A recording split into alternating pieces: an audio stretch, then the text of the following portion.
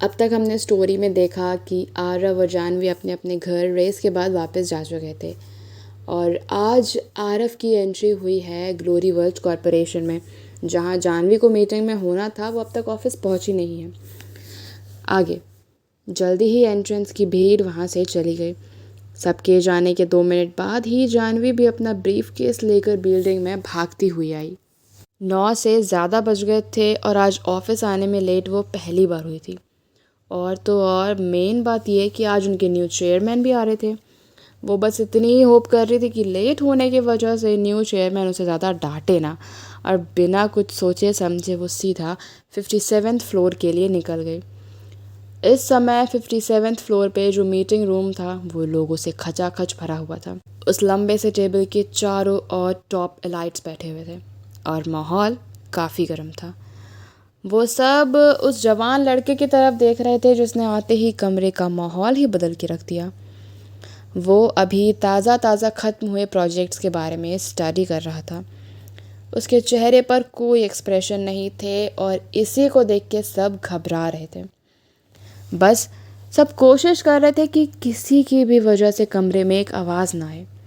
थोड़ी देर बाद आरव ने उन डॉक्यूमेंट्स को नीचे रखा और सबकी तरफ देखने लगा।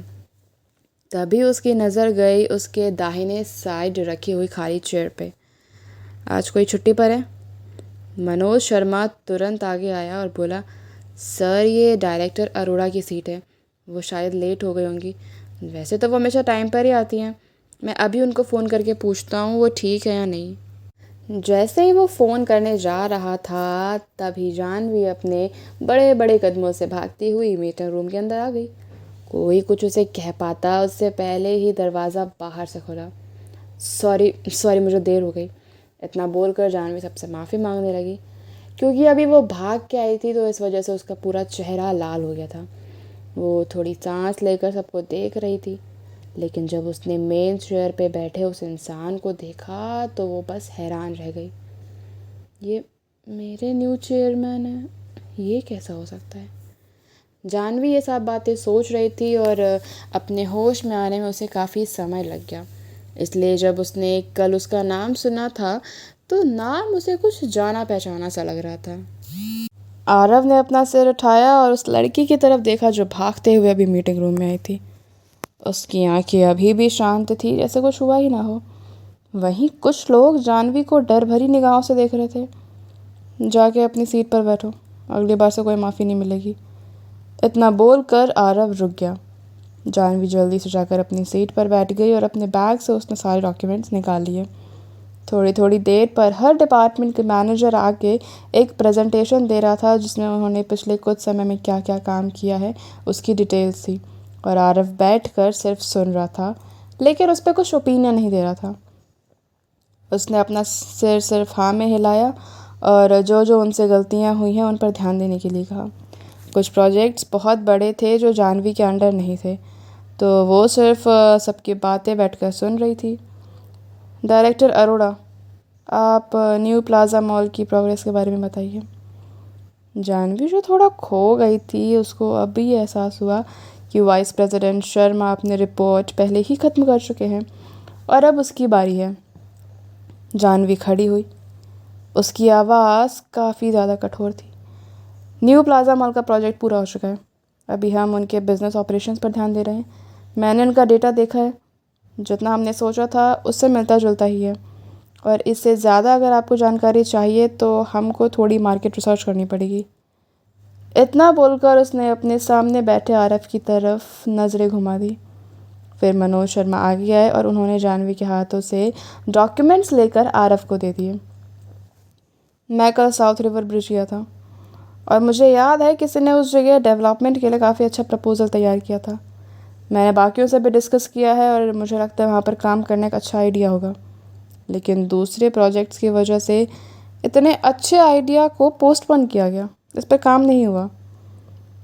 आरव ने इतना कहा और मनोज की तरफ मुड़ के देखने लगा, जिसने एक डॉक्यूमेंट की कॉपी वहाँ बैठे सभी लोगों में डिस्ट्रीब्यूट कर दी। तभी वाइस प्रेसिडेंट शर्मा बोले, सर वो प्रपोज़ल डायरेक्टर अरोड़ा और डायरेक्टर मलिक ने मिलकर दिया था, पर डायरेक्टर मलिक का कहीं और ट्रांसफ़र हो चुका है। मुझे लगता है उनका आइडिया काफ़ी ज़्यादा बोल्ड और फ्रेश था, इसलिए मैंने वो प्रपोज़ल ही पुराने चेयरमैन सर को दिया था।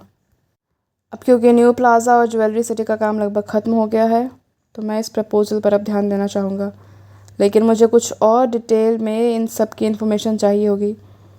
तो क्या यहाँ बैठे लोगों में से कोई है इतना कॉन्फिडेंट जो इस प्रोजेक्ट को अपने अंडर ले सके? आरव ने इतना कहा और वहाँ बैठे सबकी तरफ देखने लगा कि कौन आगे आके वॉलेंटियर करता है। सब आपस में एक दूसरे को देख के खुसफुसा रहे थे और सबकी आंखें इत्तेफाकन जानवी पर जाकर ही रुकी। इस काम को करने के लिए बहुत ज़्यादा रिसोर्सेज और मटेरियल की ज़रूरत पड़ेगी और काम तो वो सब भी करना चाहते थे, लेकिन उन्हें डर था कि इतने बड़े प्रोजेक्ट का प्रपोज़ल तैयार करने में, उस पर काम करने में कहीं उनसे कुछ ऊंच नीच ना हो जाए। अब क्योंकि जानवी ने ही इस बात का सुझाव दिया था, तो ऐसा ख़तरनाक काम उसको अपने कंधे पर लेना पड़ेगा। जैसे ही जानवी इस बात को मना करने वाली थी, तभी उसके सामने बैठे इंसान ने उससे पहले फ़ैसला ले लिया और उसे मना करने का मौका भी नहीं दिया। अगर ऐसा है तो मैं उम्मीद करूँगा आप ये प्रोजेक्ट अपने हाथों में लेंगी डायरेक्टर अरोड़ा। मैं आपको 1 महीने का टाइम देता हूँ और मुझे होप है अगले महीने की मीटिंग में आप मुझे अच्छा सा प्रोजेक्ट और उसका प्रपोज़ल ला कर देंगे। Any problems? जानवी उन डॉक्यूमेंट्स को देखने लगी जो वाइस प्रेसिडेंट शर्मा ने उसे अभी दिए थे। वो थोड़ा झिझक भरी निगाहों से आरव की तरफ देख रही थी, जो अभी डॉक्यूमेंट्स पढ़ने में बिजी था।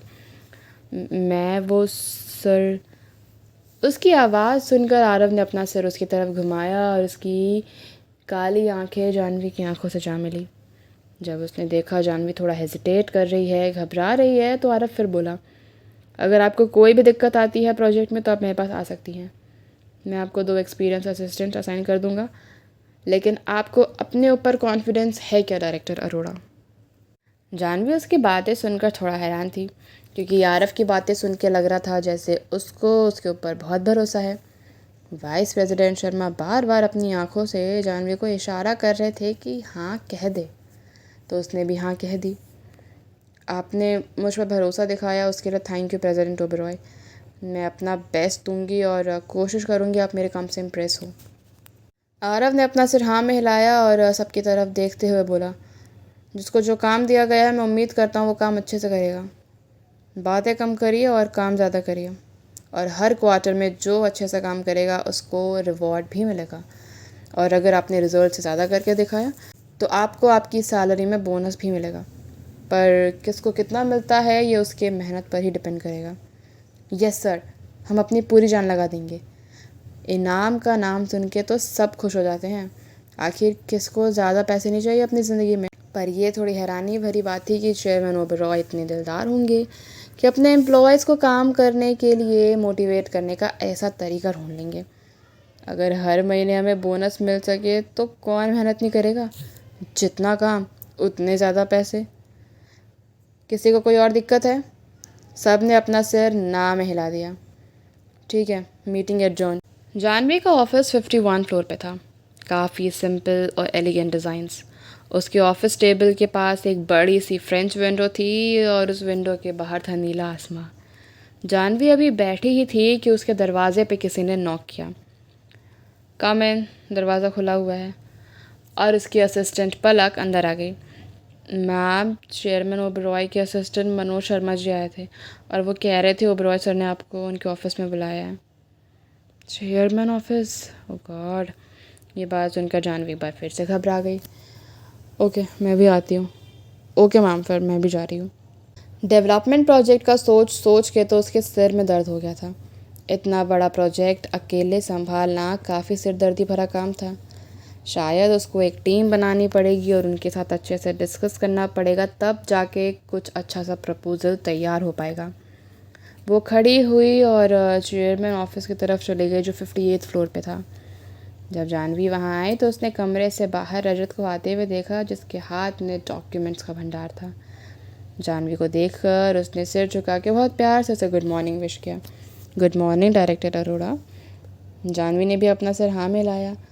उसकी नज़रों में रजत काफ़ी अच्छा इंसान था, क्योंकि उसने बहुत मौक़ों पे उसकी मदद जो की थी। हेलो असिस्टेंट रजत, आप अंदर जाइए ना। वैसे आपको शायद थोड़ी देर रुकना पड़ सकता है क्योंकि सर अंदर अभी बड़ी मैम से बात कर रहे हैं। ठीक है, मैं बाहर इंतज़ार कर लूँगी, आप जाकर अपना काम करिए। जानवी दरवाज़े पर खटखटाने वाली थी लेकिन दरवाज़ा अपने आप अंदर से खुल गया। वो लॉक नहीं था। वो अंदर चली गई और उसने देखा आरव दूसरी तरफ मुंह करके फ़ोन पे बातें कर रहा है। जब आरव ने कदमों की आहट सुनी तो जानवी को सोफ़े पर बैठने का इशारा किया। मैं जानता हूँ, आप चिंता मत करो और मैं भी यही उम्मीद करूँगा कि ऐसी चीज़ें दोबारा आगे ना हो। आरव इस समय सुरेखा जी से बात कर रहा था और उसकी आवाज़ में जल्दबाजी साफ दिख रही थी। उनको कितनी जल्दी थी उसकी शादी कराने की। कभी वो साथ काम करने वाले की नातिन होती तो कभी किसी हाई रैंकिंग ऑफिसर की बेटी। इन सब चीज़ों से वो बहुत थक गया था। आरव, ये मैं तेरी खुशी के लिए कर रही हूँ। तू हमेशा बोलता है कि तू काम में बिज़ी है, इसीलिए तो मैं तेरी लिए लड़कियाँ ढूंढ रही हूँ। तू एक बार देख ले और जिससे शादी करनी है, जिसको पसंद करता है उससे कर ले। तुझे पत्नी मिल जाएगी और हमें बहू। कैसे बोलते हैं तेरे बिजनेस में विन विन सिचुएशन। और ये भी तो एक वैसी सिचुएशन है। अब तेरे दादाजी और मैं रिटायर होने के बाद बहुत बोर हो गए। अब अगर तूने हमें कुछ करने को नहीं दिया ना तो हम तुझे ही परेशान करेंगे। मैंने आपको बोला था आप दादाजी के साथ फ्रांस चले जाओ। वानी वहाँ पर छुट्टियों पे है और कुछ दिनों के लिए आप दोनों वहाँ पे आके उसे कंपनी दे सकते हो। पर जाते क्यों नहीं। पर ऐसा लग रहा था जैसे सुरेखा जी डिसीजन करके आई हैं। ऐसे कैसे वो इस लड़के को बातें बदलने देती। मुझे कुछ नहीं पता। मुझे बस अपनी बहू चाहिए। मुझे अपना परपोता चाहिए। अब तू बस देखते जा। अगर अगले साल तक तेरी शादी नहीं हुई तो तू ना बिल्कुल अपने दादाजी की तरह है। जब तक तुम्हारे साथ ज़बरदस्ती नहीं करूँ तब तक तुम दोनों कुछ नहीं करते। सुरेखा जी की गुस्से भरी आवाज़ से आरफ परेशान हो रहा था। मैं जल्दी कंपनी पहुँच रही हूँ, तब मैं तेरे से बात करूँगी। और ज़रा संभल के और बहाने देने की सोचना भी मत। आरफ कुछ बोलता उससे पहले सुरेखा जी ने फ़ोन कट कर दिया। आवाज़ उनकी इतनी तेज़ थी कि जानवी जो बस चुपचाप डॉक्यूमेंट्स को पलट कर देख रही थी उसे भी सब सुनाई दे गया। उसने कभी नहीं सोचा था चेयरमैन ओबरॉय जो ग्लोरी वर्ल्ड कॉरपोरेशन के चेयरमैन हैं उन्हें भी घर पर ऐसे हालातों से गुजरना पड़ता होगा। हालांकि वो और आरव भी तो सेम सिचुएशन के थ्रू ही मिले थे।